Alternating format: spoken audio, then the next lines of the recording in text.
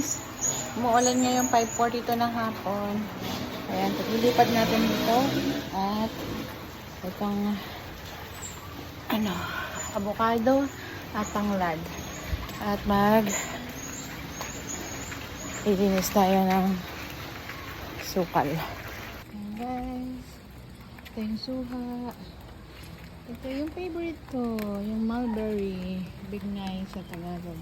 Yan, nilinasin natin yan. Ito yung ano ba yan? Yung kulay pula, yung maraming sangot. So, ayan, dahil po dun sa spinach, yung sira na ito.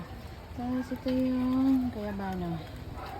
Ayan, nilinasin natin yan, guys. Ano ba itong tawag dito? Basta yung kulay red. Rambutan. Yan. Malaki na siya. Malaki na. Malaki. Nalipat natin yung tanglad sa avocado doon. Ano ulit pa? Hi guys! Ito ang mga tanim ng aking mga mama na di ko kabisado. Ito ang... di ko nakita. Ay! Ito ang... Pause!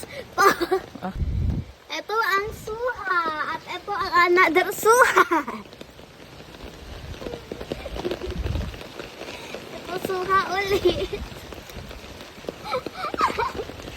Mulberry! Mulberry. Ano po yan? Ito naman ang aming avocado. Yes. Next.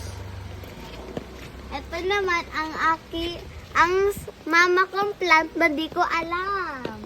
Rambutan! Yeah, rambutan. Ito naman lantad. Guyabano! Guyabano. Ito naman ay guyabano. Ito lantik. Lantik. Tanglad! Tanglad. Ito naman ang aming eggplant. Nabakla. Next. Di naman. Okay, go! Bye guys!